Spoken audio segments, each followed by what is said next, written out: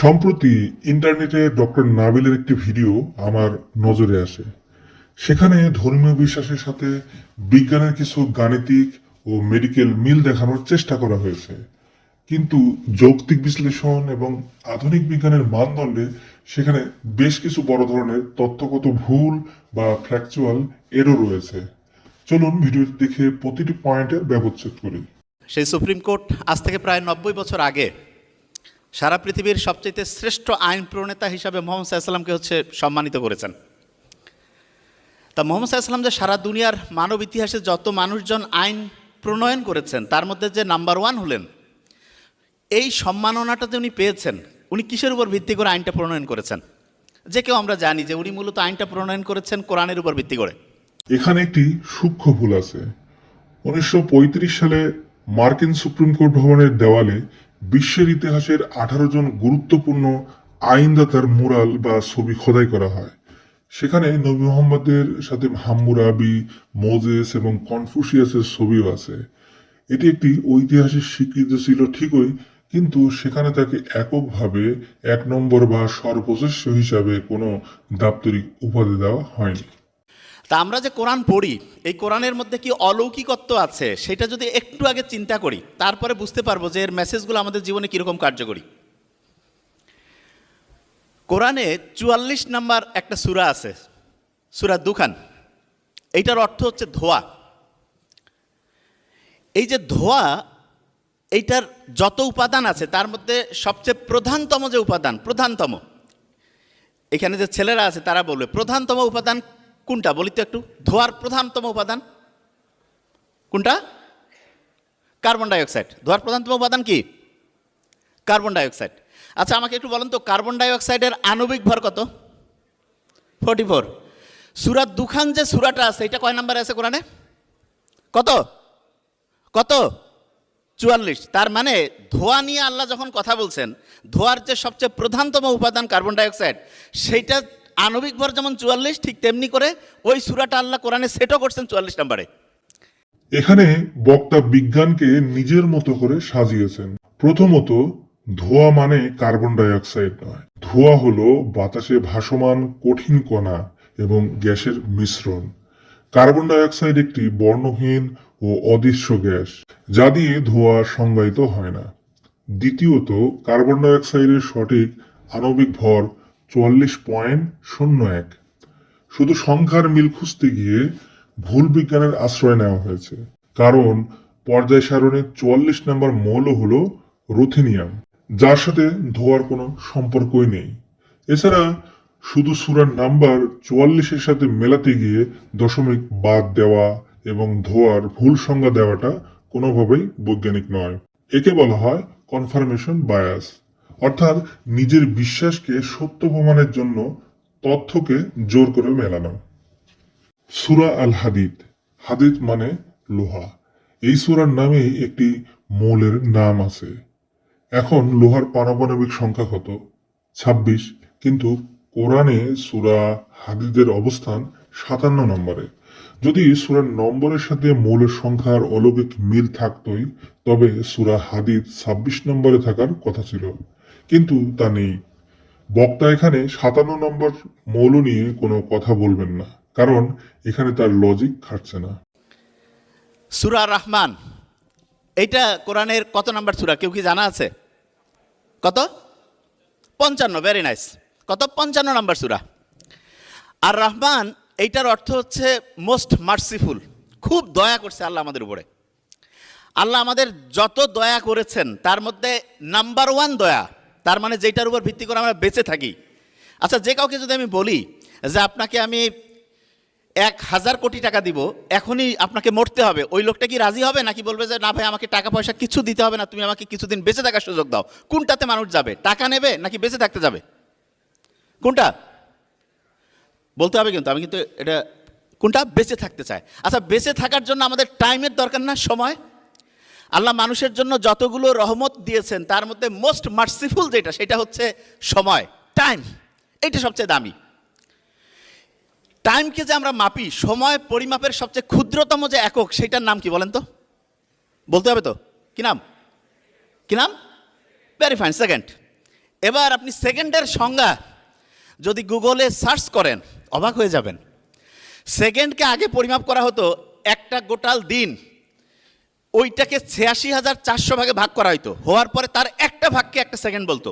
কিন্তু বিজ্ঞানীরা পরবর্তীতে দেখলো যে এই পৃথিবীতে বহু সাগর আছে, মহাসাগর আছে, তারপরে সোলার সিস্টেম, এইখানে মাঝে মধ্যে জোয়ার ভাটা হয়, মাঝে মধ্যে হচ্ছে গ্রহ উপগ্রহের গতিবেগের একটু তারতম্য দেখা যায়। এই কারণে এক দিনকে ৮৬,৪০০ ভাগে ভাগ করার পরে যে এক সেকেন্ড করছে সেইটার মধ্যে একটু কম বেশি হয়। এই জন্য বিজ্ঞানীরা খুঁজতে লাগলো যে আমরা সেকেন্ডটাকে এমনভাবে পরিমাপ করতে চাই, এমনভাবে যাতে করে ১০ কোটি বছর পরেও এক সেকেন্ডের এদিক ওদিক না হয়। তার মানে সময় পরিমাপের একটা সবচেয়ে স্ট্যান্ডার্ড সিস্টেম দরকার। এই জন্য ১৯৬০-এর দশকে তারা ক্যালকুলেশন করতে করতে করতে করতে একটা মৌলের খোঁজ পায়। সেই মৌলটার নাম হচ্ছে সিজিয়াম। কি নাম বলেন তো? সিজিয়াম। কারো কাছে যদি গুগল গুরু থাকে সার্চ করেন, সিজিয়াম 1A গ্রুপের মৌল। পর্যায় সারণীতে ১১৪টা মৌল আছে না, তার মধ্যে 1A গ্রুপে আছে সিজিয়াম। আপনি সার্চ করতে থাকেন, সিজিয়াম যেই পর্যায় সারণীতে আল্লাহ সেট করেছেন কত নাম্বারে কেউ কি জানেন? কততে? ৫৫। Very nice. সূরা আর রহমান মোস্ট মার্সিফুল, এইটা কোরআনের কত নাম্বারে আল্লাহ সেট করেছেন? কত? হ্যাঁ, ৫৫। তার মানে আপনি দেখেন সবচেয়ে মার্সিফুল যে জিনিসটা আল্লাহ আমাদের টাইম দিয়েছেন সেইটা পরিমাপের যে সবচেয়ে স্ট্যান্ডার্ড সিস্টেম, সেই মৌলটা ৫৫ নম্বরে পর্যায় সারণীতে আমরা পরে আবিষ্কার করছি। আর আল্লাহ তো জানেই যে কোন সময় মানুষ কি আবিষ্কার করবে, সেইটার উপর ভিত্তি করে কোরআনের ৫৫ নাম্বার সূরাটা সূরা আর রহমানকে আল্লাহ সেট করেছেন। আপনার কি মনে হচ্ছে এটা কাকতালীয় ব্যাপার? এই ধরনের সংখ্যাতাত্ত্বিক মিলকে বিজ্ঞানের ভাষায় চেরি পিকিং বলা হয়। সময় পরিমাপের জন্য সিজিয়ামের পারমাণবিক সংখ্যা ৫৫ নয়, বরং এর ভর সংখ্যা ১৩৩ গুরুত্বপূর্ণ। এছাড়া পর্যায় সারণীতে ১১৮টি মৌল আছে আর কোরআনে ১১৪টি সূরা। বক্তার লজিক অনুযায়ী ৫৫ নম্বর সূরায় যদি ৫৫ নম্বর মৌলের রহস্য থাকে, তবে ২ নম্বর সূরা অর্থাৎ সূরা আল বাকারায় কি থাকার কথা? ২ নম্বর মৌল হলো হিলিয়াম। কিন্তু বাকারা শব্দের অর্থ কি আমরা সবাই জানি, বাকারা মানে হলো গাভী। এখন আমার প্রশ্ন, হিলিয়াম গ্যাসের সাথে গাভীর সম্পর্কটা ঠিক কোথায়? গাভী কি হিলিয়াম গ্যাস দিয়ে তৈরি, নাকি গাভী হিলিয়াম বেলুনের মতো আকাশে উড়ে? মজার বিষয় হলো পর্যায় সারণীর ২ নম্বর মৌল হিলিয়াম হলো একটি নবেল গ্যাস বা নিষ্ক্রিয় গ্যাস, আর গাভী হলো একটি স্তন্যপায়ী প্রাণী। এই দুটির মধ্যে কোনো বৈজ্ঞানিক যোগসূত্র নেই। আপনি যদি সূরা বাকারার ২৮৬টি আয়াত তন্ন তন্ন করে খোঁজেন, তবে সেখানে গাভী জবাই করার ঐতিহাসিক ঘটনা পাবেন, আইনি বিধান পাবেন, কিন্তু হিলিয়াম গ্যাসের কোনো রাসায়নিক বৈশিষ্ট্য বা সংকেত খুঁজে পাবেন না। সুতরাং এখান থেকে বোঝা যায় বক্তা পুরো কোরআন বা পর্যায় সারণীর উপর ভিত্তি করে এই তত্ত্ব দেননি, বরং তিনি কেবল সেই একটি দুটি জায়গায় খুঁজে বের করেছেন যেখানে কাকতালীয়ভাবে সংখ্যাটি মিলে যায়। এটাকে বিজ্ঞান বলে না, এটাকে বলে সংখ্যাতাত্ত্বিক জালিয়াতি বা প্যাপিরোমানিয়া। আপনি যদি ডিকশনারি নিয়ে বসেন, তবে আমি ডিকশনারির যে কোনো পৃষ্ঠার নম্বরের সাথে পৃথিবীর কোনো না কোনো শহরের দূরত্বের মিল খুঁজে দিতে পারবো। তার মানে কি সেই ডিকশনারিটি একটি জিপিএস ম্যাপ? অবশ্যই না।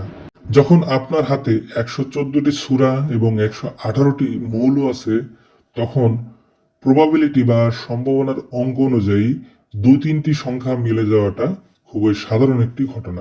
একে বিজ্ঞানের ভাষায় বলা হয় টেক্সাস শার্পশুটার ফ্যালাসি, অর্থাৎ আগে দেওয়ালে গুলি করা এবং পরে যেখানে গুলি লেগেছে সেখানে গোলদাগ টেনে দিয়ে নিজেকে সেরা শুটার দাবি করা। বক্তা কেবল সেই তত্ত্বগুলোকেই বেছে নিচ্ছেন যা তার বিশ্বাসের সাথে খাপ খায়, আর বাকি ১০০টিরও বেশি অমিল তিনি সযত্নে এড়িয়ে যাচ্ছেন। এই জন্য কোরআনের সবচেয়ে অলৌকিকত্ব হচ্ছে যত পড়বেন, যত মেলাবেন, তত বিস্ময়ে অতিভূত হয়ে যাবেন যে কি অসাধারণ জিনিস আল্লাহ দিয়েছেন।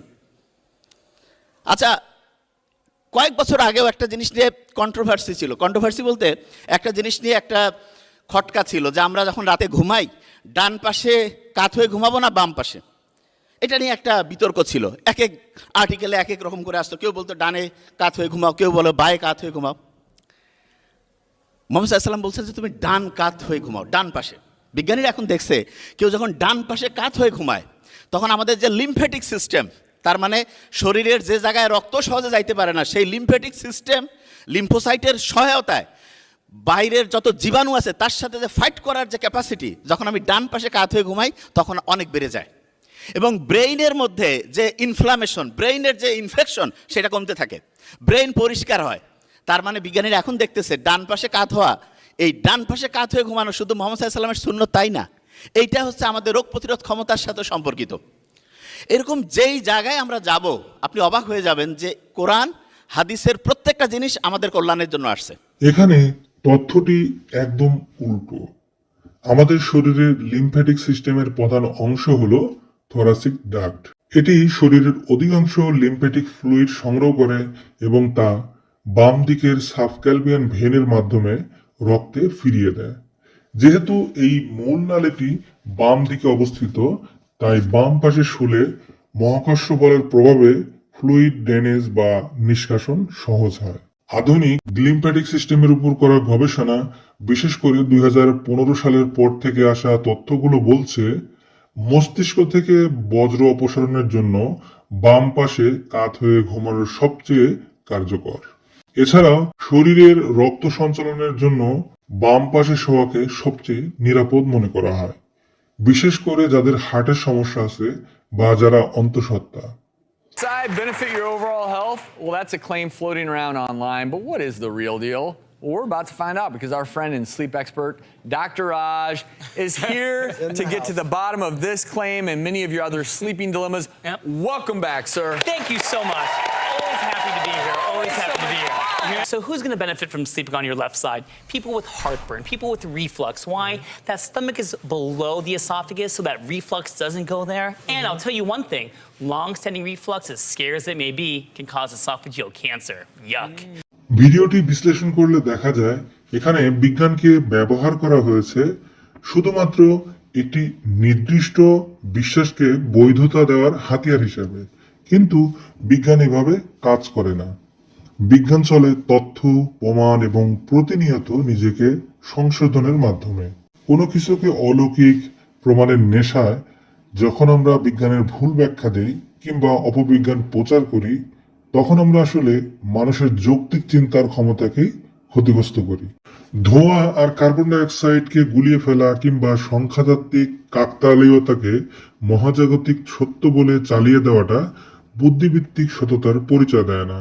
জগৎকে বোঝার জন্য আমাদের অলৌকিক গল্পের চেয়ে লজিক এবং এম্পিরিক্যাল এভিডেন্স বা পরীক্ষালব্ধ প্রমাণের উপর বেশি ভরসা করা উচিত।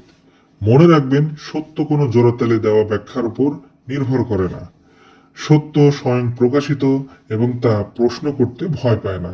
আজ এ পর্যন্তই। সবাই প্রশ্ন করতে শিখুন। ধন্যবাদ।